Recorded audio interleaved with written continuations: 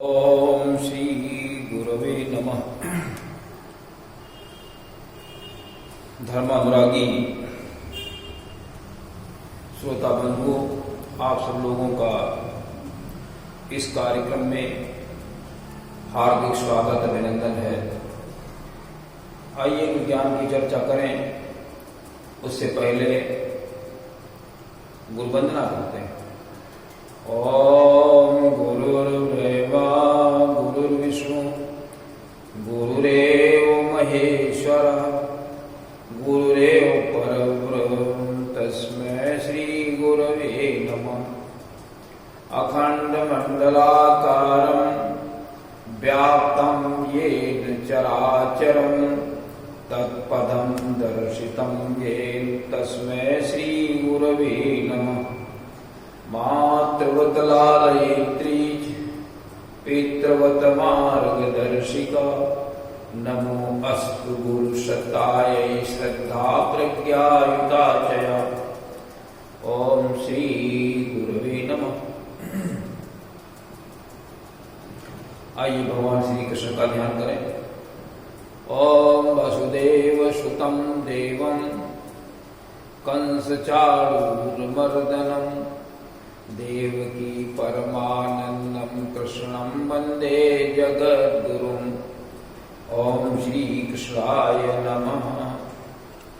सद्बुद्धि के लिए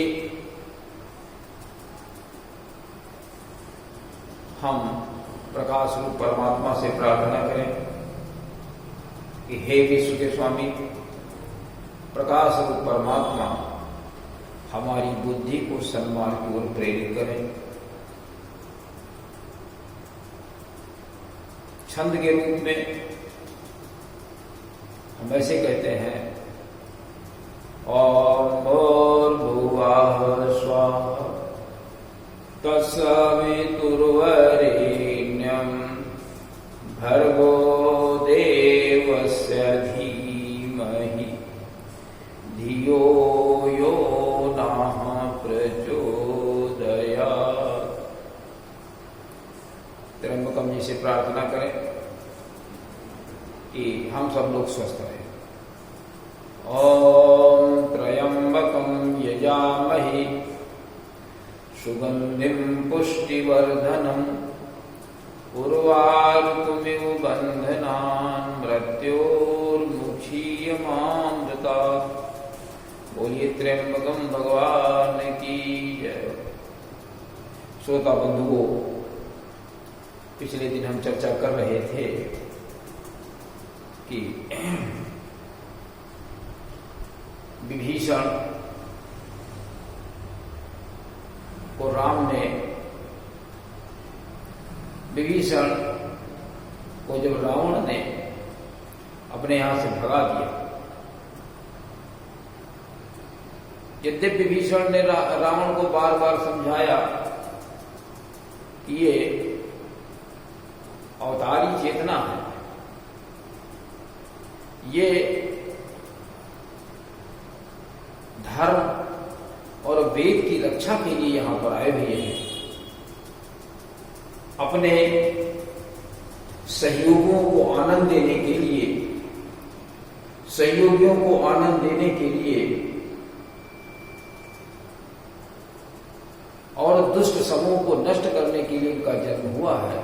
इनसे भय राग न करें और जानकी जी को वापस कर दें। विभीषण कहता है कि जनरंजन भंजन खल भ्राता वेद धर्म रक्षक शुभ्राता वेद धर्म रक्षक शुभ्राता उताही बयरुत जिनाय माता प्रणतारति भव प्रणतारति भंजन रघुनाथ। तो इस प्रकार से वो कहता है, देवनाथ प्रभु कम वैदेही भजो राम बिन हेतु समेही। तो उसने चरण का प्रहार किया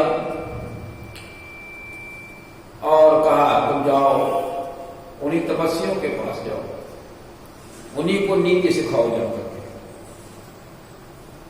वो अपने मंत्रियों के साथ में आकाश मार्ग से राम जी के पास पहुंचता है।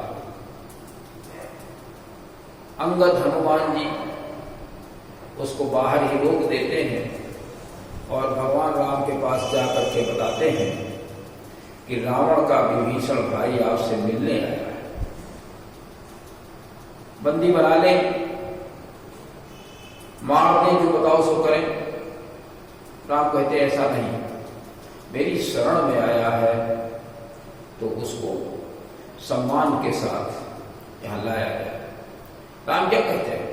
शरणागत कहूं जे तजहि निजय नहीं तयनुमान, ते नर पावर पाप में तिनहि विलोकत हानि। शरणागत में जो भी आ जाए, चाहे भी जैसा हो, और जो व्यक्ति अपना अनहित समझ करके उनको त्याग देते हैं, वे मनुष्य नीच हैं, पापी हैं और उनको नहीं देखना चाहिए। अगर उन्हें कोई देखता है तो तीन ही विलोकत हानि, उनको देखते ही उनको हानि हो जाती है।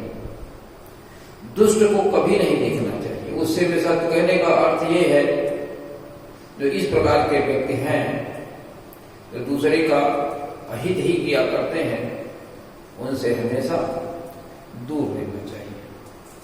यहां तक कि राम कहते हैं कि अगर करोड़ों विप्रों को किसी ने मार दिया हो, वध कर दिया हो करोड़ों विप्रों, हालांकि विप्र का एक भी व्यक्ति का विप्र का वध बहुत पाप लगता है, क्योंकि विप्र धर्म की स्थापना में भगवान का सहयोगी होता है।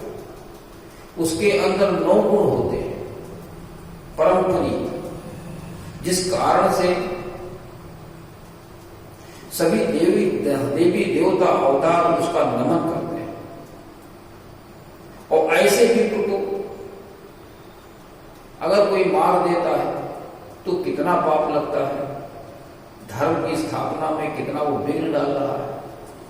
अगर करोड़ों विप्रों को किसी ने मार दिया हो और मेरी शरण में आ जाए तो भी मैं उसको नहीं त्यागूंगा, मैं नहीं त्यागूंगा। कोटि विप्र पद लागहि जाहू, वाये शरण तजहि नहीं ताहू। शरण में अगर आ जाता है तो उसका भी त्याग नहीं। शरण में आ जाएगा तो वो दुष्टता की वृत्ति उसकी छूट जाएगी। प्रभु दीनानाथ हैं, करुणा निधि हैं, भूत वत्सल हैं। उनके अंदर दीनों के प्रति और जो मार्ग से विचलित हो गए हैं उनको शुद्ध करने के लिए, उनको ठीक करने के लिए उनके पास काफी अस्त्र शस्त्र रहते हैं, काफी ज्ञान रहता है, काफी नियम रहते हैं उनके पास, तो उसको ठीक कर देते हैं। जैसे कोई साइकिल बिगड़ जाती है, मिस्त्री के पास जाइए वो ठीक कर देगा। मोटरसाइकिल बिगड़ती है, मोटरसाइकिल मिस्त्री के पास ठीक कर देगा। उसी प्रकार ईश्वर के पास भी बहुत से ऐसे यंत्र तंत्र होते हैं, ऐसे बहुत से गुण होते हैं, ऐसे बहुत से रास्ते होते हैं जो खराब से खराब विचार वाले व्यक्ति को भी ठीक कर सकते हैं। लेकिन वो भगवान के करीब तो आए, उनके सामने तो आए, तो कहते हैं कि सन्मुख हो ये जीव मोहि जबहि। जीव अगर मेरे सामने आ जाता है, कोटि जन्म अघनासहि तबहि। तो जो आगे करोड़ों जन्मों तक जो पाप होने वाले थे, अब पाप हो गए हैं तो वो कैसे नष्ट होंगे, वो तो मनुष्य को भोगना ही पड़ता है। भगवान कहते हैं यद्यपि सम नहीं राग न रोसु, कहीं न पाप पुण्य गुण दोषु। और कर्म प्रधान विश्व करी राखा, वो जो जस करे तो तस फल चाखा। जैसा जो करता है वो फल देता है। ये पाप पुण्य ऐसे हैं, एक जीव को भोगने ही पड़ते हैं। जीव को क्या, मनुष्य को भोगना पड़ता है और इसी जन्म में भोगना पड़ता है। लेकिन जो पाप पुण्य बहुत दिन तक करता है तो उसके जीव के साथ भी ये जुड़ जाते हैं पाप पुण्य। मनुष्य की मृत्यु होती है तो भी ये पाप पुण्य उसके साथ में बने रहते हैं। कहते हैं अगले जन्म में भी ये पाप पुण्य साथ में बने रहते हैं। अब जैसी जो कुछ व्यवस्था हो, तो राम जी कहते हैं कोटि जन्म अघना सही तब ही भागिए। पापों को नष्ट करना, पाप नष्ट होना है थोड़ा कठिन लगता है, ये मनुष्य को स्वयं भोगना ही पड़ता है। कोई भी ईश्वर, कोई भी परमात्मा उन पापों को समाप्त कर देगा, कैसे करेगा? और ये बहुत ही गूढ़ बात है, आश्चर्यजनक बात है, उसके विषय में कुछ कहा नहीं जा सकता। लेकिन ये जरूर कहा जा सकता है कि निर्मल मन जो मन सो मोहि पावा और मोहि कपट छल छिद्र न भावा। इसका मन निर्मल है, वो हमें पा जाता है। कहने का अर्थ है विभीषण का जो मन है वो निर्मल है, इसलिए मेरे पास वो आ रहा है।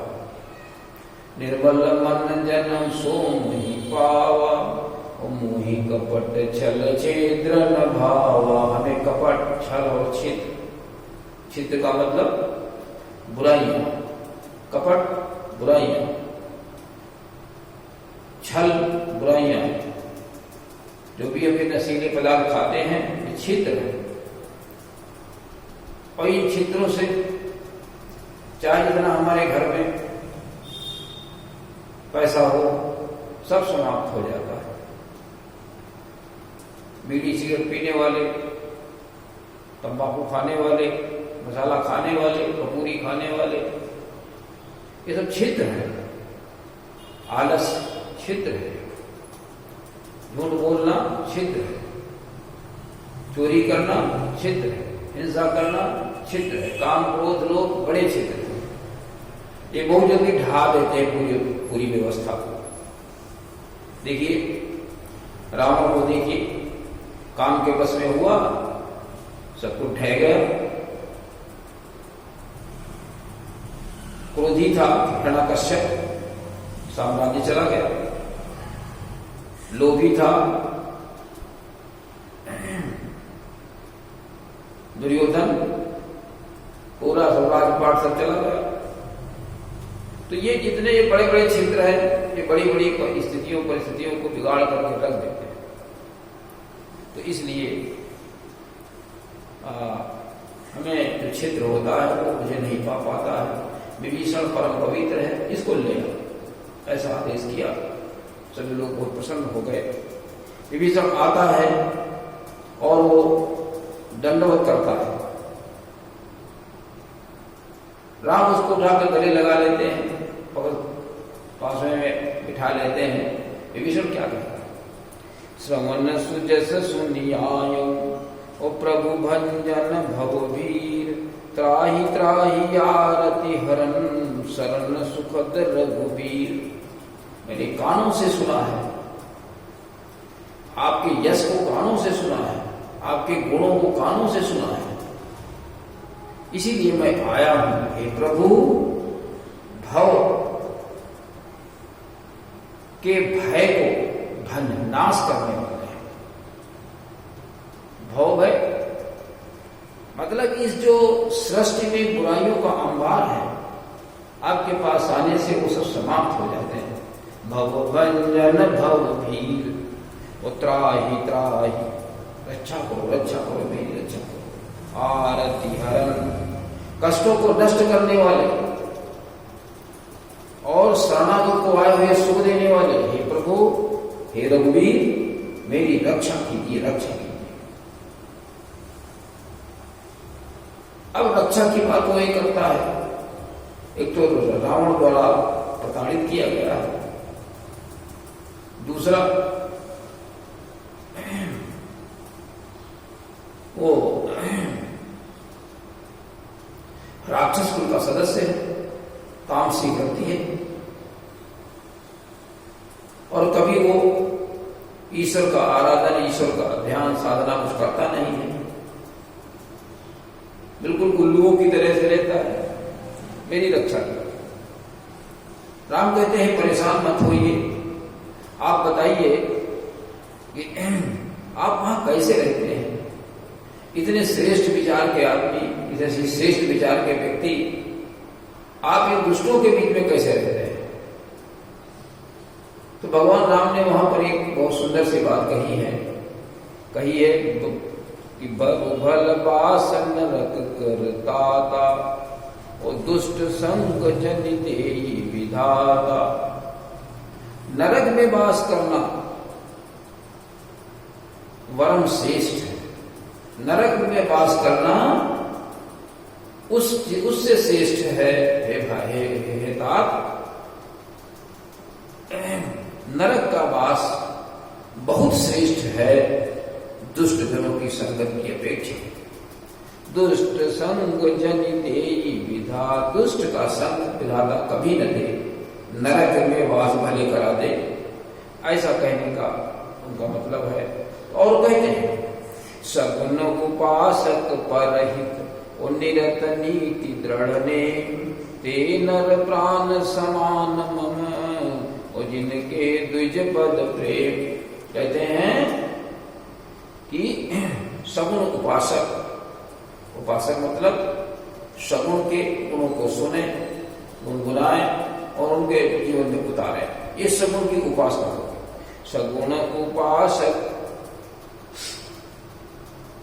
परहित निरत, और जो परोपकार में लगे रहते हैं, नीति और नियम में जो दृढ़ हैं, ते नर प्राण समान मम, और वो वे नर मुझे प्राणों के समान होते हैं।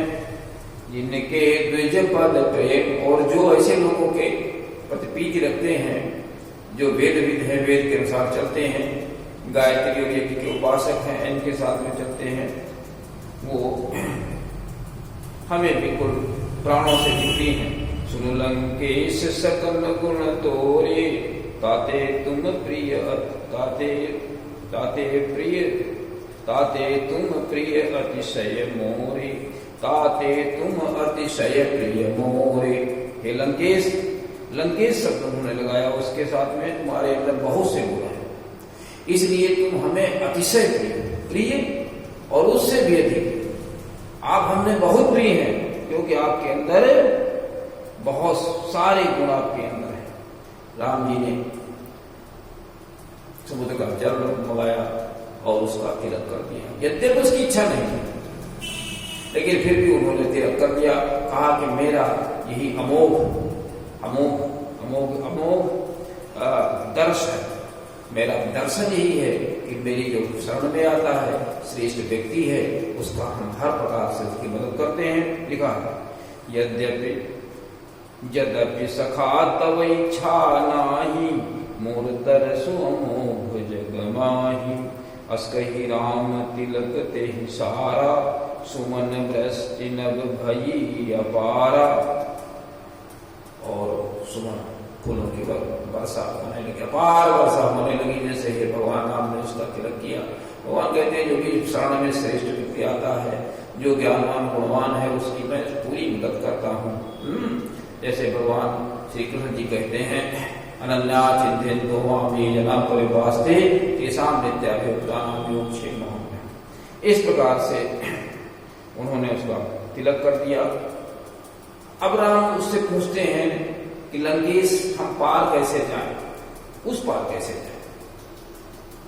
तो वो एक मंत्रणा कर देता है, कहता है कि यद्यपि आपके पास ऐसे बाण हैं जो करोड़ों समुद्र को सोख सकते हैं, लेकिन फिर भी नीति ये कहती है कि उससे विनय की जाए, कि हमें रास्ता दे दे, या मेरा उसको पार करने का रास्ता बताए। कहते हैं कहा लंकेश सुनहु रघुनायक, कोटि सिंधु सायक कोट सिंधु शोषक तब शायद। हमारे पास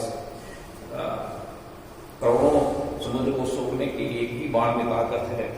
यद्यपि तदपि नीति से गाई, विनय करी सागर सम जाई। सागर के सामने विनय की जाए। तो इस प्रकार से ये हमें ज्ञानवान गुणवान होना चाहिए, द्विज की प्रीति रखनी चाहिए और परहित के लिए हमेशा प्रयास करने चाहिए। नीति और नियम में दृढ़ रहना चाहिए, द्विज के प्रति प्रेम रहना चाहिए और ज्ञानवान गुणवान अगर हैं तो परमात्मा हमको बहुत पसंद करता है।